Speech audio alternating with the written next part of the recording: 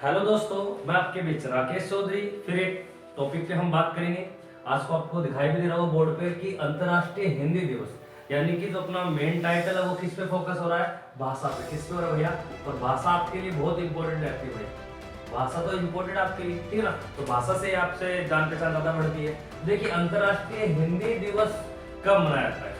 Option A में क्या दिया गया है कि 14 सितंबर, ऑप्शन बी में क्या दिया गया है कि 10 जनवरी को, और ऑप्शन सी में क्या दिया गया है 12 जनवरी को, और जबकि ऑप्शन डी में क्या दिया गया है 9 जनवरी को। यहाँ पे किसकी बात कर रहा है कि आपसे अंतरराष्ट्रीय हिंदी, यानी कि हमने बात किस पे की है? तो दो बातें यहाँ पे आप डिनोट कर लेना। एक तो राष्ट्रीय बात कर सकता है आपसे, क्या पूछ सकता है कि राष्ट्रीय, तो राष्ट्रीय भाषा पूछ सकता है, और एक पूछ सकता है आपको अंतरराष्ट्रीय।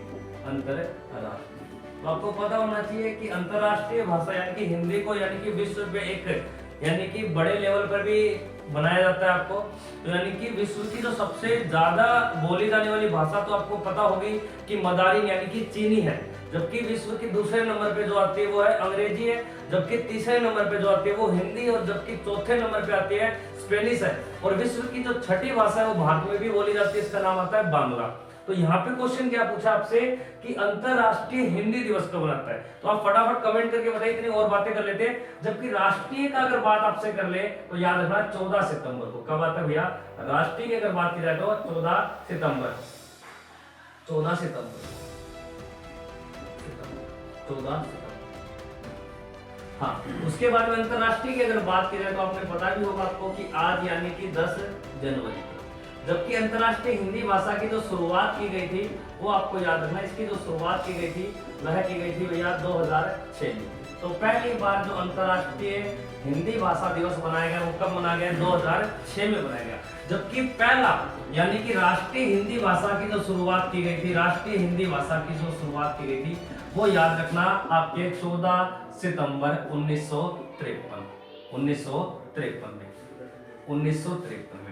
और एक बात और बता देता हूं आपको कि हमारे देश में जो यानी कि भाषा को, यानी कि भारत की जो राजभाषा, यानी कि जो भारत की राजभाषा, राजभाषा आपके क्या है? हिंदी है। राजभाषा क्या है भैया? आपके हिंदी है। और इसकी बात कब बोली गई थी? तो याद रखना आपको 14 सितंबर 1949 को। 14 सितंबर 1949 को।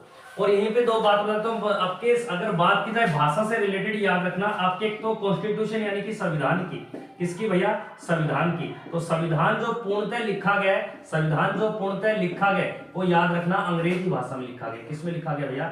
इंग्लिश में। और इसलिए हमारे जो संविधान की लैंग्वेज है वो क्या है? तो आप बताओगे इंग्लिश। जबकि हमारे जो पार्लियामेंट, संसद में अगर भाषा की बात की जाए तो आप अपना विचार यानी कि वो किसी भी बोली में रख सकते हो, भाषण दे सकते हो, स्पीच कर सकते हो। लेकिन संसद की जो भाषा है अनुच्छेद आपको याद रखना 120 में हिंदी और इंग्लिश को बताया। किसको बताया? हिंदी और इंग्लिश को बताया है। ये थोड़ा सा याद रखना। जबकि संविधान की लैंग्वेज क्या है आपको बताना है? इंग्लिश। क्या बताना भैया? इंग्लिश। तो हम यहाँ पे बात करते हैं कि अंतरराष्ट्रीय हिंदी दिवस, तो आपका यहाँ पे जवाब क्या हो जाएगा?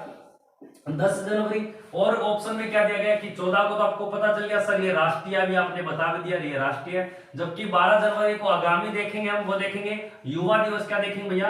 युवा दिवस। और आपको पता होना चाहिए तो युवा दिवस है वो भी आपको एक तो नेशनल याद रखना है, एक तो राष्ट्रीय, और एक याद रखना है अंतरराष्ट्रीय। क्या रखोगे? अंतरराष्ट्रीय। आपको पता होना चाहिए कि जो अंतरराष्ट्रीय युवा दिवस है वह तो आता है 12 अगस्त को। कब आता है भैया?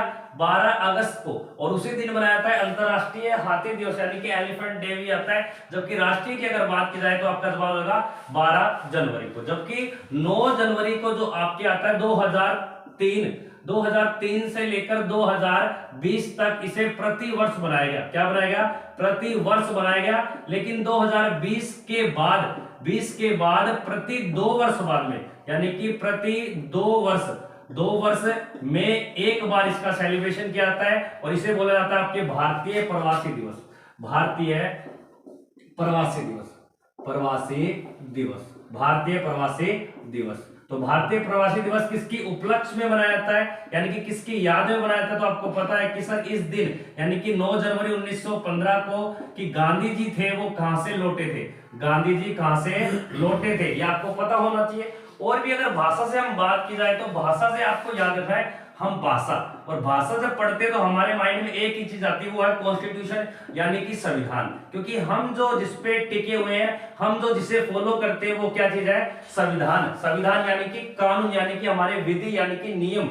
अगर बात की जाए संविधान में, दो बातें याद रखना, एक तो मूल याद रखना और एक याद रखना मूलतः। एक तो याद रखना मूल और एक मूलतः। मूलतः का मतलब क्या है, जो आज वर्तमान में आप पढ़ रहे हो, यानी कि वर्तमान की। मूल संविधान में जो भाषा होती थी वो कितनी थी भैया, 14 थी, जबकि मूलतः की अगर बात की जाए तो भाषाओं की संख्या कितनी है, 22 है। अब आपको पता है कि भारतीय संविधान छोटा थोड़ी बहुत बड़ा है। अब भारतीय संविधान के लिए कुछ धाराएं, अनुच्छेद बनाई गई, कुछ पार्ट्स बनाए गए, कुछ अनुसूचियां बनाई गई। तो यानी कि भाषाओं के लिए जो अनुसूची बनी वो भी आपको याद रखनी है कि अनुसूची, कि सर भाषा के लिए कौन सी अनुसूची का उल्लेख किया गया, 8वीं। कौन सी अनुसूची का उल्लेख किया गया है, 8वीं अनुसूची का। जबकि भाषाओं के लिए हमारे संविधान का भाग संख्या भी अक्सर एग्जाम में पूछा जाता है कि किस भाग संख्या में भाषाओं को वर्णित किया गया। तो भाषाओं का जो उल्लेख किया गया, ये भाग संख्या आपके 17 में, किसमें किया गया है, 17 में। आप ऐसे 17